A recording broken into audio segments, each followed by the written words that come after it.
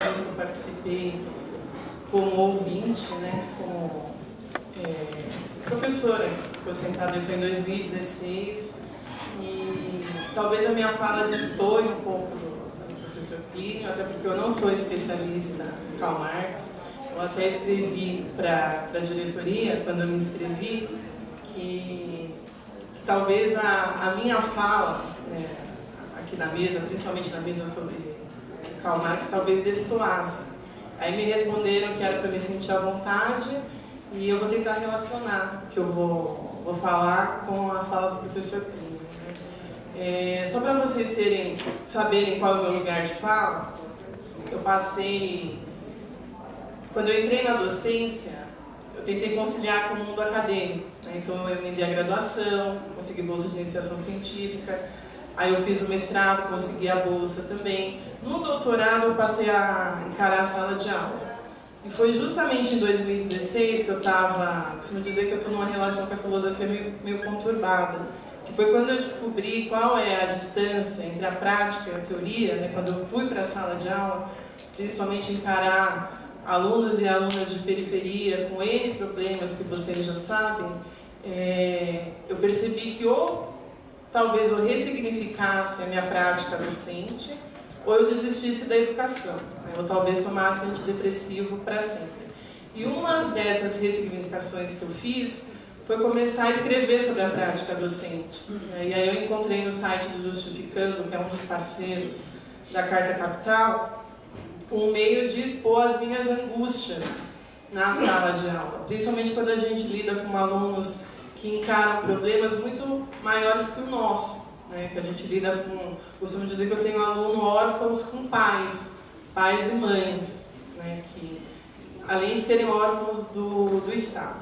Então, só para localizar o meu lugar de fala, né? Parafraseando a minha ex-colega de sala, de classe, Jamila Ribeiro, para vocês terem uma ideia de onde eu estou falando, tá?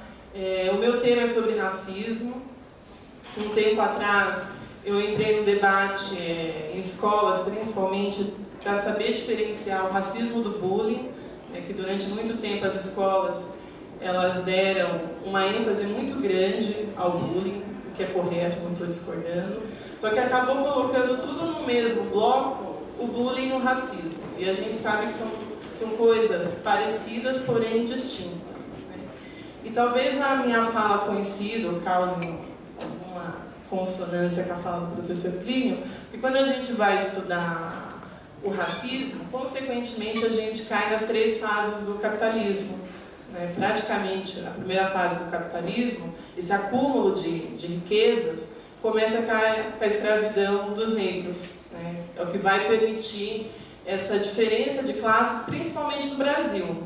Eu não sei se o Karl Marx chega a abordar a escravidão, né? Mas quando a gente pega o final do século XV, começo do século XVI, principalmente aqui no Brasil, já parafraseando agora a professora Suzy, que falou ontem, já que a gente tem que trazer esses autores, né, europeus para os nossos problemas, né, aqui na epistemologias do Sul, né, no caso aqui do Brasil, da onde que surge essa desigualdade de classes, né? E a desigualdade no Brasil, ela surge com a escravidão, principalmente quando o Brasil ele se torna um corpo político, né? E quando a gente olha essa formação política, né, do corpo político brasileiro, a gente percebe que o esqueleto, né, o nervo crítico do Brasil é essa desigualdade racial. E aí eu trouxe um monte de dados estatísticos aqui, que talvez seja lugar comum, né, ou óbvio, embora às vezes seja preciso dizer o óbvio, né? E eu percebi na minha prática docente, só voltando um pouquinho à minha história, a minha especialização em filosofia francesa contemporânea. Então eu sou especialista num filósofo francês chamado Henri Bergson, ou Bergson, que não trata absolutamente nada do racismo. Esse tema, e eu tenho o maior orgulho de dizer aqui, que eu comecei a me interessar depois da fala do professor Marcos, que foi pela primeira vez que eu escutei falar de filosofia africana. É óbvio que, como eu estudei com a Jamila Ribeiro, a gente sempre falou sobre o feminismo negro, mas esses autores, principalmente, que o professor Marcos trabalha, eu fui procurar depois da fala dele. Né? Eu declaro que é a minha ignorância a respeito do assunto. E acabei me enveredando por esse lado. Né? A gente acaba se apaixonando até. E deixando de lado um pouco a minha pesquisa da filosofia francesa contemporânea, o projeto de vida do Sartre, a duração bergsoniana, coisas que não ressoam na sala de aula, porque quando eu vou falar sobre isso na sala de aula, principalmente lá em Heliópolis, que é onde eu dou aula, não reverbera. Né? E quando eu comecei a falar sobre violência policial, racismo, violência contra a mulher, eu percebi que os alunos começaram a me ouvir, porque até então eu não era ouvida. Quem era eu para falar de duração bergsoniana, Zenão de Eleia, ontologia, né, se eu não sabia o que o garoto e a garota sofriam dentro de casa ou mesmo nas ruas. E isso fez com que eu procurasse, como eu já falei, a ressignificar minha prática docente. Ser menos acadêmica e ser mais no sentido concreto da coisa, né? Voltar para a realidade concreta.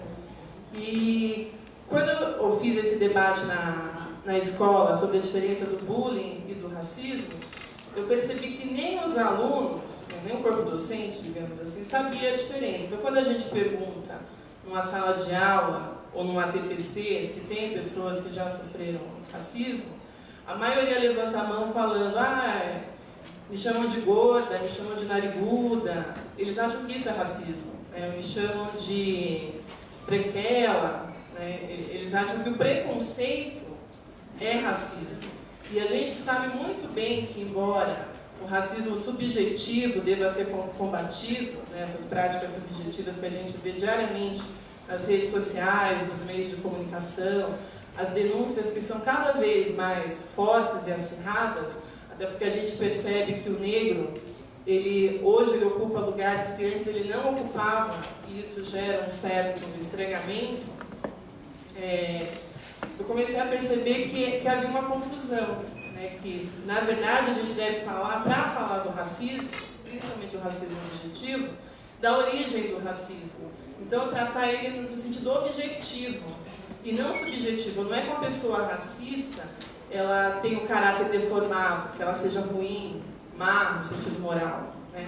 Na verdade, inconscientemente, às vezes, ela repete, ela reproduz práticas nas quais ela está acostumada. Ela nasceu numa sociedade onde ela não vê ou não via os negros ocuparem determinados cargos, e a partir do momento que ela começa a ver, ela começa a destoar daquele discurso da onde o negro podia estar e da onde não podia. Então, um dos textos que eu publiquei lá no site do Justificando, que é preciso, ao abordar o racismo, e isso é matéria, se eu não me engano, do 2º ano do ensino médio, né, o foco é principalmente o Foucault. Se eu não me engano, o caderno do aluno tem um trecho, uma passagem do texto dele lá em Defesa da Sociedade, que ele vai definir o que é o biopoder, o que é biopolítica, tentar definir o que é o racismo aqui no Brasil. Tem características específicas e diferentes. Né? Quando eu vou falar do racismo na África do Sul, é diferente do racismo daqui. Quando eu vou abordar o racismo nos Estados Unidos, é diferente daqui. Até porque aqui se deu de uma maneira muito mais sutil. Ele se revestiu de nuances que nem sempre a gente percebe que é racista na fala ou nos atos. E isso acaba sendo reproduzido naturalmente. Então, uma das coisas que nos últimos 2 anos eu procurei fazer, não só isso, também abordei a questão dos transexuais na sala de aula, e eu tentei eliminar os muros da escola. Né? Então, no último mês de agosto, né, no começo do 3º trimestre, eu fui falar sobre a história da África para os alunos do 7º ano.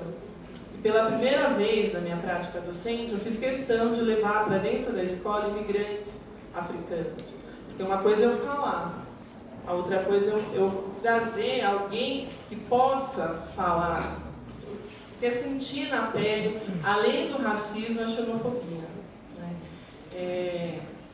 Acho que está fugindo um pouquinho do professor Plínio, embora nessa desigualdade a gente perceba, se vocês quiserem eu posso falar aqui que 73% todas as estatísticas, né, 73% dos beneficiários do Bolsa Família são negros, né, que o professor citou 62 mil casos de homicídio, a maioria negra, né, e encerrar minha fala que o último projeto que eu fiz agora, com esses alunos, foi perceber que eles escutavam muito rap, né, e eles começaram a me trazer. Eu levava só os racionais para eles escutarem e trabalhar questões de racismo, capitalismo, desigualdade, enfim.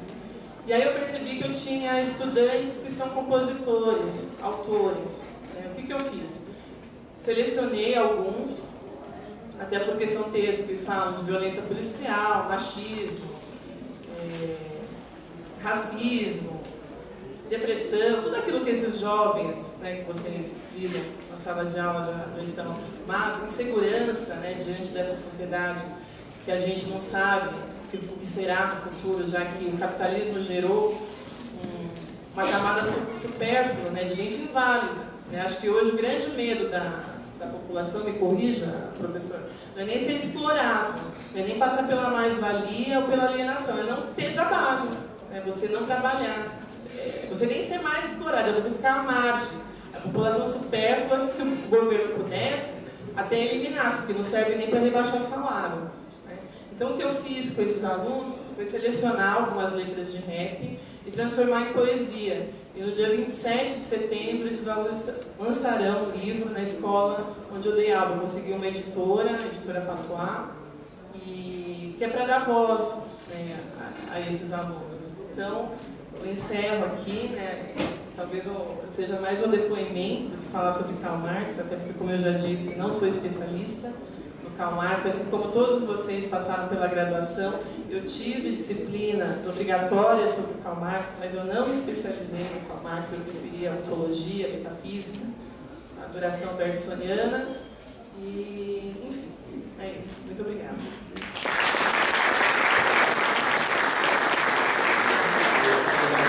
Luanda pela exposição, parece que gostou, mas para quem conhece Marx sabe que não gostou, né?